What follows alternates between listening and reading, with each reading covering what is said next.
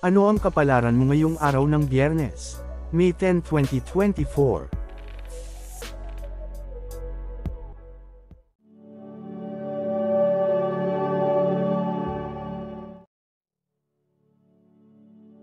Aries, ika-21 ng Marso hanggang ika-19 ng Abril, sa araw na ito, maaaring maramdaman mo ang pagtaas ng iyong enerhiya at determinasyon. Gamitin ito upang mag-focus sa iyong mga layunin at abutin ang mga ito ng may buong lakas. Maging positibo at tiwala sa iyong kakayahan.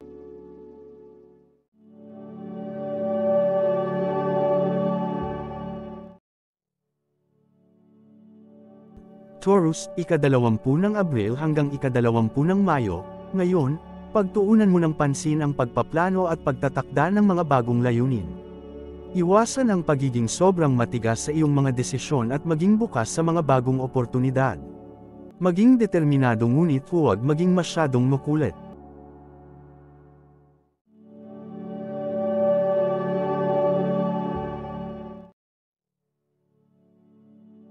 Gemini, ika-21 ng Mayo hanggang ika-20 ng Hunyo, mahalaga ang pagiging bukas sa mga bagong ideya at pananaw sa araw na ito. Subukan ang mga bagong bagay at huwag matakot sa pagbabago. Maglaan ng oras para sa iyong mga kaibigan at maging handa sa mga pag-uusap na magbubukas ng iyong isipan.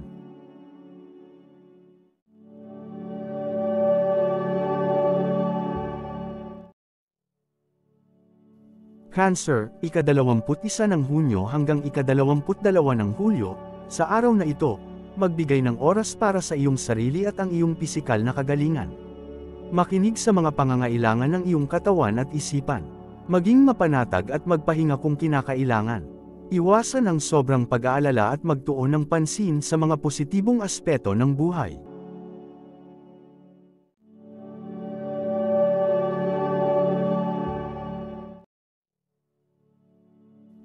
Leo, ika-23 ng Hulyo hanggang ika-22 ng Agosto, ngayon ay isang magandang pagkakataon upang ipakita ang iyong tapang at determinasyon sa pag-abot ng iyong mga pangarap. Huwag kang matakot sa pagtanggap ng mga hamon at maging handa sa mga pagbabago. Magtiwala sa iyong sarili at patuloy na magpakita ng positibong pananaw.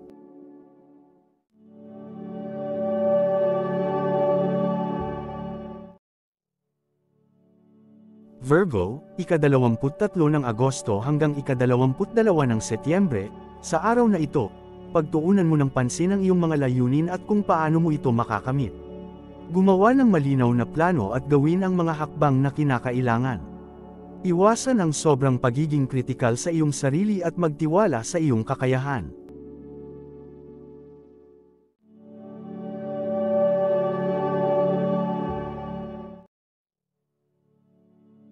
Libra, ika-23 ng Setyembre hanggang ika-22 ng Oktubre, mahalaga ang pagkakaroon ng balanse sa iyong buhay.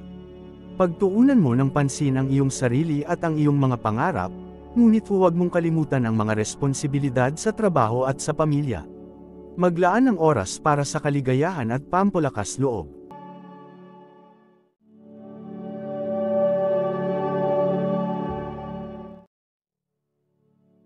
Scorpio, ika-23 ng Oktubre hanggang ika-21 ng Nobyembre, ngayon, maglaan ng oras para sa pagmumuni-muni at pagpaplano ng iyong mga layunin. Pag-aralan ang iyong sarili at gawin ang mga hakbang para maabot ang mga ito. Maging bukas sa mga bagong oportunidad at patuloy na magtiwala sa iyong intuition.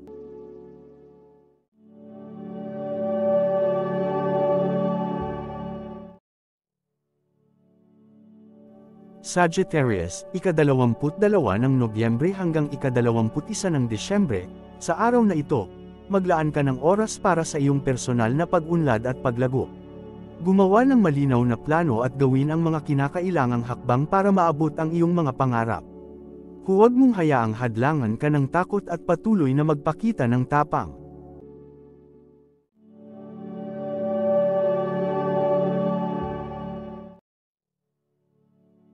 Capricorn, ika-22 ng Disyembre hanggang ika-19 ng Enero, ngayon, maglaan ka ng oras para sa iyong personal na pag-unlad at paglago.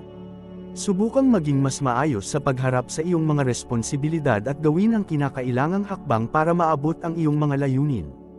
Huwag kang matakot sa mga pagbabago at magtiwala sa proseso ng buhay.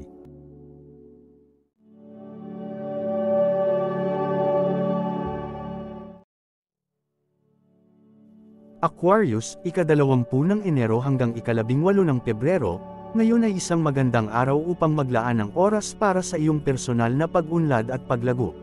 Magkaroon ng lakas ng loob na harapin ang mga hamon at patuloy na magpakita ng determinasyon sa pag-abot ng iyong mga pangarap. Huwag kang matakot sa pagbabago at maging bukas sa mga bagong oportunidad.